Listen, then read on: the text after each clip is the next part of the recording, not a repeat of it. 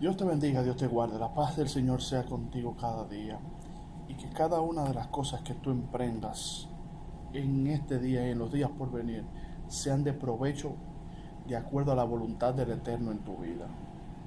En el día de hoy quiero hablarte acerca de uno de los pasajes que a mí más me gusta de la Biblia. No es Juan 3:16. Sin embargo, está en el libro de Juan y es el pasaje donde Jesús sana a un hombre ciego de nacimiento. Dice la palabra de Dios de la siguiente manera: y pasando Jesús vio un hombre ciego desde su nacimiento, y le preguntaron sus discípulos: Rabí, ¿quién pecó, este o sus padres, para que naciese ciego? Respondiendo Jesús les dijo: ni este pecó ni sus padres, mas para que la obra de Dios sea manifiesta en él. Me conviene obrar del que me envió, entre tanto que el día dura, la noche viene, cuando nadie puede orar. Entre tanto que yo estuviese en el mundo, luz soy del mundo. Dicho esto, escupió en tierra e hizo lodo con la saliva, y untó con él sobre los ojos del ciego. Y Jesús le dijo: ve, lávate en el estanque de Siloé, que significa enviado. Y fue entonces, se lavó, y el que era ciego volvió viendo. Entonces los vecinos y los que estaban antes le habían visto que era ciego, decían: ¿no es este el que se sentaba y mendigaba? Uno decían: este es, y otro: a él se parece. Sin embargo, él decía: yo soy. Entonces, el versículo es Juan 9, del 1 al 9. Y aquí hay varias cosas que se pueden interpretar. Y le hago una salvedad a toda aquella persona que enseña la palabra. Cuando usted enseñe la palabra de Dios, tenga por norma explicar el porqué de lo que usted está leyendo. ¿Por qué digo esto? Porque en muchas ocasiones he escuchado la palabra de Dios en algunas personas y solamente se detienen a leer el pasaje sin dar una explicación acerca de esto. Eso es lo que normalmente la Biblia dice: por falta de conocimiento pereció mi pueblo. Entonces, cuando usted hable de la Biblia, explique el porqué del pasaje, de eso. Porque muchas veces se lee y eso toma diversas interpretaciones que pueden ser ciertas como no. Entonces, de este pasaje que hemos leído, de Juan 9, del capítulo 1 hasta el versículo 9, Juan capítulo 9, versículo del 1 al 9, se pueden extraer varias cosas. Primero, cuando Jesús vio al hombre ciego, sus discípulos que eran doctrinados en la ley de Moisés, porque no estaban en el concepto de la gracia todavía, no se había enseñado lo que era la gracia, estaban doctrinados en la ley de Moisés. Lo primero que le preguntaron fue: Rabí, ¿quién pecó, este o sus padres, para que naciese ciego? Se entendía que cuando usted nacía con algún tipo de deficiencia corporal, era porque sus padres habían pecado o usted. Y Jesús dijo: no, ninguno de los dos, ni sus padres ni él, pecaron. Esto se hace para que sea manifiesta la obra del Padre que me envió. Entonces le voy a explicar el por qué los discípulos le preguntaron a Jesús si él había pecado a sus padres. En el antiguo pacto hay una parte de dónde proviene esta enseñanza. Y el texto bíblico más utilizado como soporte para maldiciones generacionales se encuentra en el libro de Éxodo 20, como parte de los 10 mandamientos que recibió Moisés en el monte Sinaí.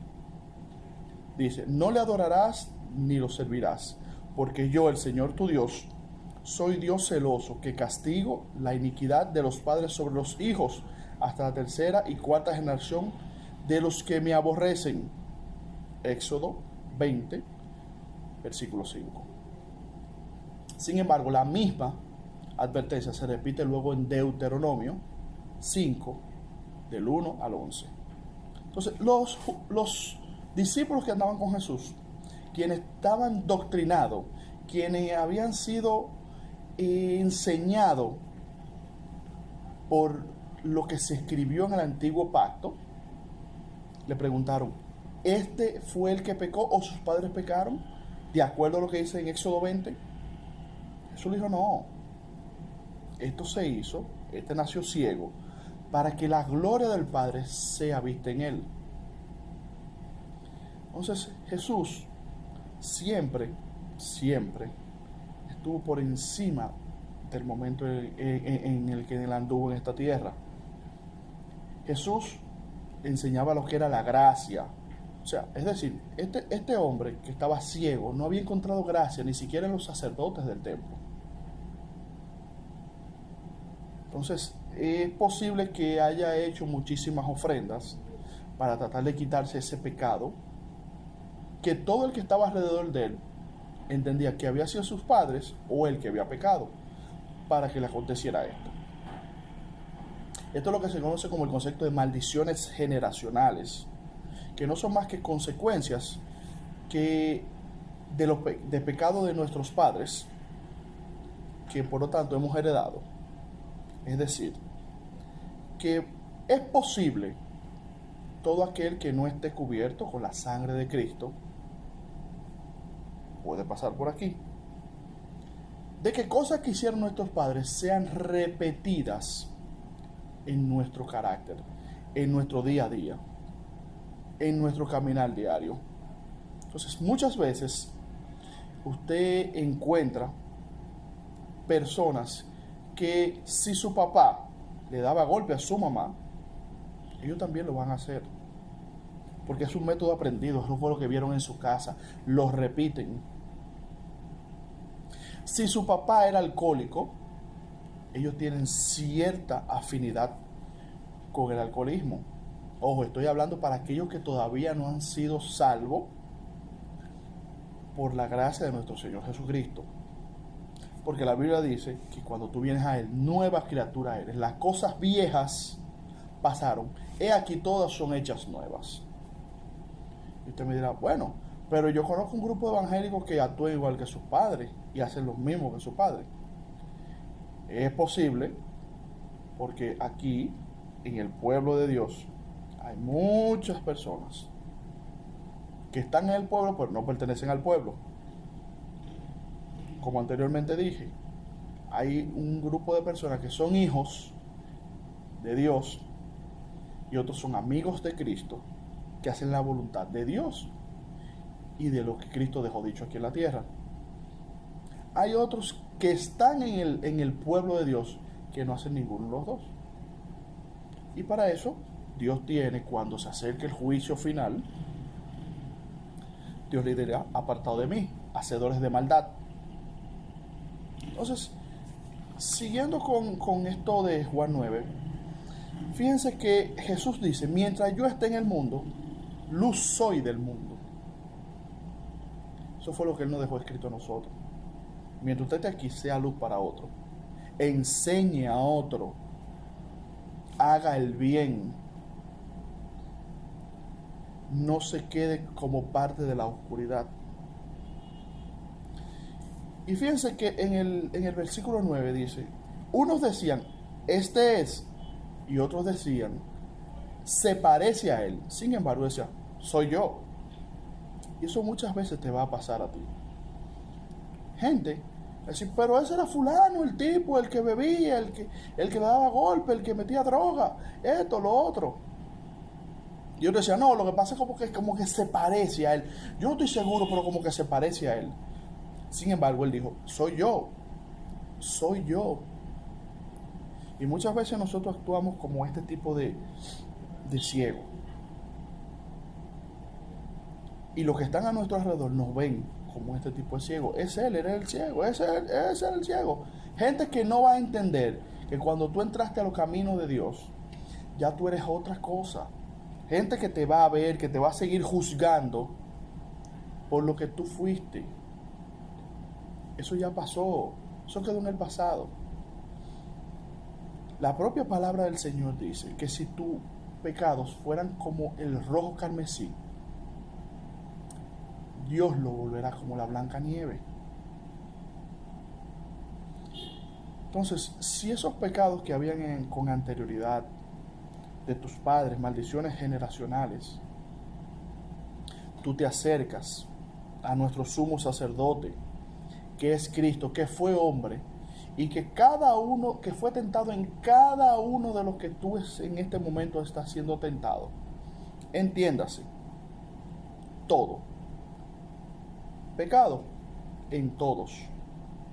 En todos. ¿Por qué?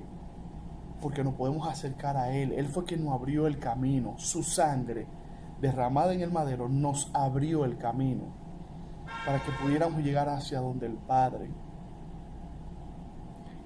Que ese sacrificio de continua perpetuidad, que es siempre lo que es, que su sangre nunca se va a secar, ese camino que nos trazó hacia donde el Padre, por la muerte en el madero de Jesús. Ojo, muerte en el madero, no en una cruz. Usted me dirá, ¿cómo así? Pero la Biblia dice en su idioma original, y fue puesto en un madero, no en una cruz, pero que dice que fue crucificado en un madero.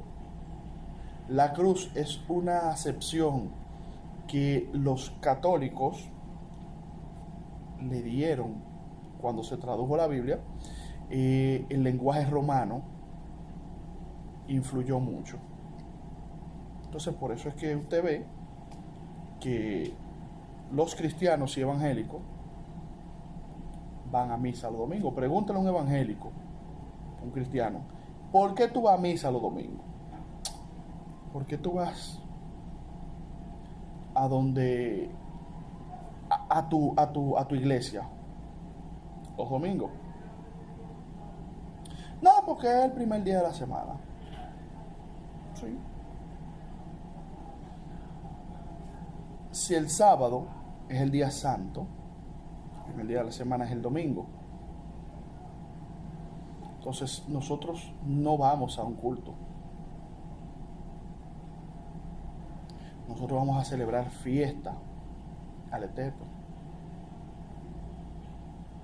Pero muchas veces tú vas a encontrar personas, cristianos, que no te van a poder explicar el porqué de muchas cosas que ellos hacen, que lo tomamos de la Iglesia Católica, pero no te lo pueden explicar el por qué ustedes hacen eso. Hay un grupo, yo voy a hacer un video solamente para esto, para explicar cosas que hemos tomado de la Iglesia Católica que nosotros hacemos en el día de hoy, los cristianos. Es decir, yo estoy de acuerdo con el verdugo que mató a mi Salvador y sigo haciendo las mismas cosas que el verdugo le hizo a mi Salvador. Pero eso le prometo que voy a hacer un video solamente de eso. Sigamos con esto. Entonces, en el versículo 9, repito, unos decían, ese era el ciego. Y otros decían, se parece al ciego. Sin embargo, él decía, yo soy. Jesús, con su saliva, escupió, hizo lodo en la tierra y la puso en sus ojos. Está demostrado científicamente está demostrado que la saliva tiene propiedades curativas. científicamente. Y es una de las formas de decir, cuando alguien no sabe sobre la paternidad de un hijo, no hay que hacer una prueba de sangre, aunque eso es lo que se estipula. Sin embargo, con un algodón en la saliva se sabe si esa persona es el padre o no. Los judíos, la prueba de que usted era el primogénito era, y está ahí, era con tu saliva. Cuando una persona estaba enfermo de tu familia, tú escupías sobre ellos. Tú dirás, guácala. Son costumbres, son tradiciones. Pero está científicamente comprobado que la saliva tiene propiedades curativas. Es por eso que usted ve que Jesús hace este grupo de milagros. ¿Por qué? Porque él dejaba evidenciado dos cosas. Número uno, que él era el primogénito. Él era el enviado de Dios. Número dos, que él ya estaba en el proceso de la gracia. O sea, esto nada más se hace solamente por gracia. ¿Qué es la gracia? Favor inmerecido. Jesús iba pasando. Jesús no fue donde ese ciego. Jesús iba pasando. Se encontró con ese ciego. Y sus discípulos le preguntaron, maestro, rabí, ¿pecó este o fueron sus padres para que él naciera ciego? Jesús le respondió, ninguno de los dos, ni sus padres ni él. Esto se hace para que el nombre de Jehová sea engrandecido. Mientras yo esté en el mundo, yo soy luz del mundo. Y terminando de decir esto, él entonces escupió en la tierra e hizo lodo con la saliva y untó con el lodo sobre los ojos del ciego. Muy parecido a lo que hizo Dios en Génesis. No lo hizo con saliva, sino que tomando del polvo de la tierra,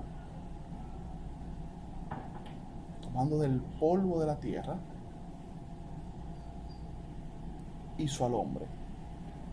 Pero usted no puede hacer una figura. Lo que hemos jugado con lodo, entendemos que tú no puedes hacer una figura solamente con tierra.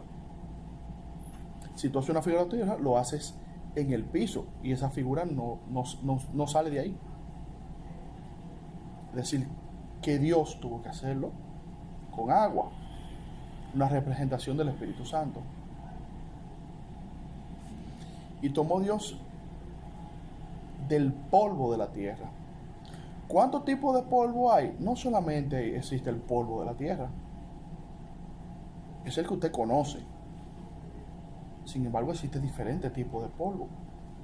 Polvo interestelar, por ejemplo, es ese polvo que está en el universo, entre dos planetas. Polvo cósmico, ese polvo del cosmos, lo que cuando se hacen las nebulosas. Polvo interplanetario, entre planetas. Existe diferentes tipos de polvo. Entonces, Jesús, con su saliva, escupió en la tierra. ¿Acaso Jesús no dice que él hace todo lo que vio del Padre? Entonces, se supone que su papá, mi papá, Jehová, hizo esto mismo en el principio. Y miren cómo son las cosas de la vida. El autor de este capítulo es Juan. Cuando empieza Juan, primer capítulo de Juan 1:1, dice actualmente el concepto de la introducción de quién era Jesús. Entonces, Lo que Jesús hizo con este ciego, él lo vio hacerlo de su padre. Fue más bien una repitencia de lo que él vio que su papá había hecho. Y le dije, ve y lávate. Ve y lávate. Quítate ese lodo. ¿Dónde lo envió? ¿Dónde lo mandó a lavarse? Así lo es. ¿Qué significa? Enviado. Jesús te mandó. Ve y lávate. Entonces, dicho esto, creo que el video se alargó un poquito más. Pero dicho esto, hay una partecita que llama mucho la atención en este capítulo. Y es lo siguiente. Los que estaban alrededor del ciego le preguntaron, ¿y cómo te fueron abiertos los ojos? Respondiendo él y dijo, el hombre que se llama Jesús hizo lodo y me untó los ojos y me dijo, ve al Siloé y lávate. Fui, me lavé y recibí la vista. Entonces le dijeron, ¿dónde está aquel? Él le dijo, no sé. Entonces lo llevaron a donde los fariseos, al que antes había sido ciego. Ojo, mucha gente se confunde el concepto de fariseo. Los fariseos eran los encargados en ese entonces. Eran los sacerdotes en ese entonces. Aunque eran una parte muy pequeña de lo que era el Sanedrín, los fariseos eran los encargados de testificar de eso. Mucha gente, quiero hacer este paréntesis aquí, mucha gente que lo usa de manera despectiva diciendo, fulano es un fariseo. Ojo, a mí me han llamado fariseo y me han tratado de encapsular en ese grupo de maestros de la ley que fueron fariseos. Qué interesante que uno de los fariseos fue el que prestó una de las tumbas para que Jesús tuviera una sepultura digna. Se establece que José de Arimatea era fariseo. También se establece que Nicodemo era fariseo en el Sanedrín.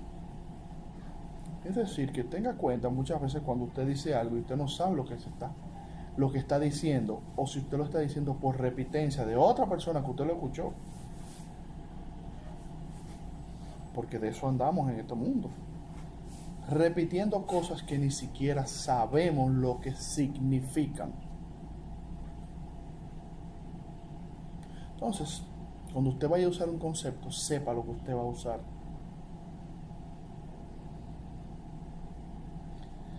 ¿Qué es peor, ser fariseo o ser saduceo? Le dejo esa pregunta para que usted investigue y se dé cuenta que ambos estaban en el Sanedrín. Unos tenían una forma, otros lo hacían de otra manera. Entonces, con esto quiero terminar diciéndote lo siguiente. Muchas personas te van a ver como este ciego. Y así, sí, pero es él. Él mismo era el que bebía, él mismo era el que maldecía, él mismo era el que metía droga, él mismo era el que golpeaba, él mismo. Otros te dirán, se parece a él.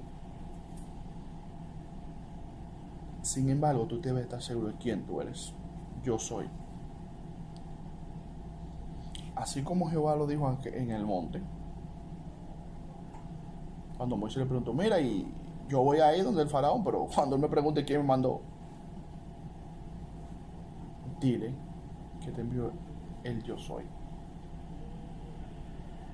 Ese yo soy que dijo ese ciego asemeja mucho a lo que tú eres.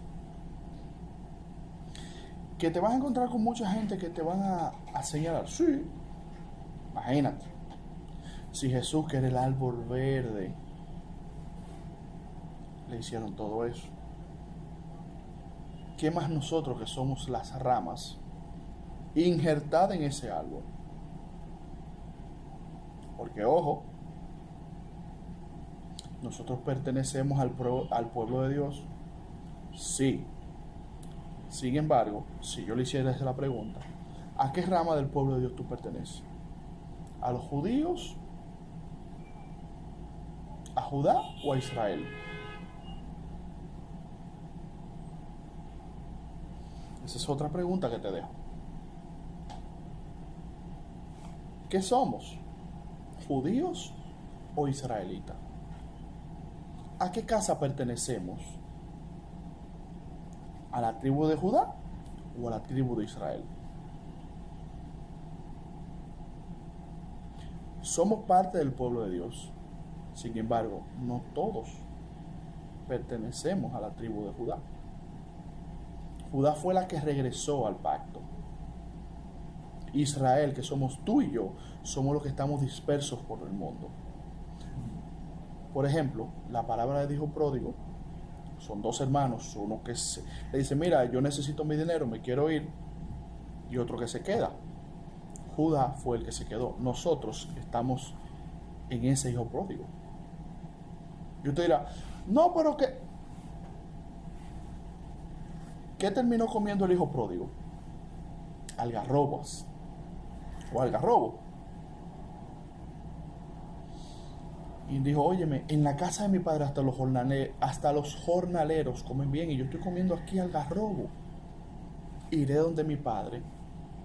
Así mismo como cuando tú no estás en Cristo Jesús, cuando tú no reconoces a tu Padre Celestial. Y le he dicho, oye, me he pecado contra ti. Ese es un concepto de lo que somos. Judá se quedó. Aunque fue disperso, Judá reconoció y volvió. Israel todavía no ha vuelto. Por eso que usted ve muchos judíos o muchos del pueblo de Dios que todavía no aceptan al Mesías, porque son parte de esa tribu, de la tribu del norte, aquella que se dividió en tiempo de Salomón, en tiempo de David. Jeroboam,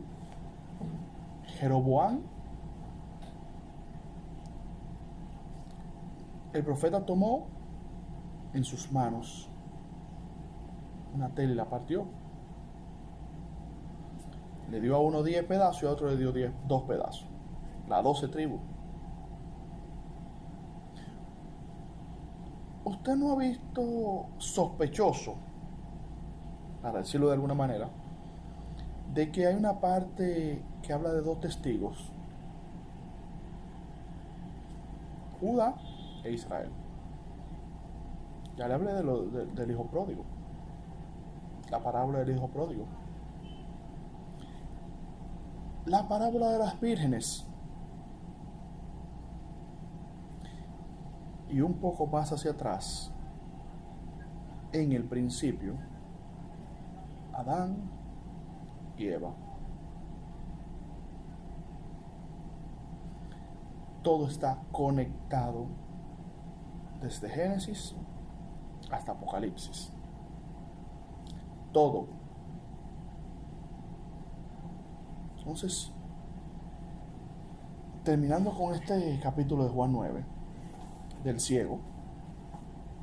Ojo, esa no fue la única vez que Jesús sanó un ciego. Hay otro que vamos a explicar qué significa cuando él se lavó el rostro y vio a los hombres como árboles la primera vez. Eso sí, dijo, ¿Ves? Dijo, sí, yo veo, pero veo a los hombres como árboles. Ve y lávate de nuevo. Ahora sí lo puedo ver. Ya explicaremos qué significa esto. Padre, te damos gracias que estas enseñanzas puedan abrirle el conocimiento a tu pueblo, Señor. Esto no lo hago para que sea yo engrandecido, sino más bien tu nombre, y que el conocimiento sea puesto en manos de aquellos que lo necesitan. Padre, te bendigo y bendigo a cada una de las personas que está viendo este video, que le servirá para abrirle, así como el ciego, los ojos a una nueva forma de ver la vida. En el nombre de tu Hijo amado Jesús. Amén y amén. Dios te bendiga, Dios te guarde. Que esta semana completa te sea de bendición y que cada una de las bendiciones vaya en crecimiento de acuerdo a la voluntad de Dios. La paz del Señor sea contigo. Te bendigo.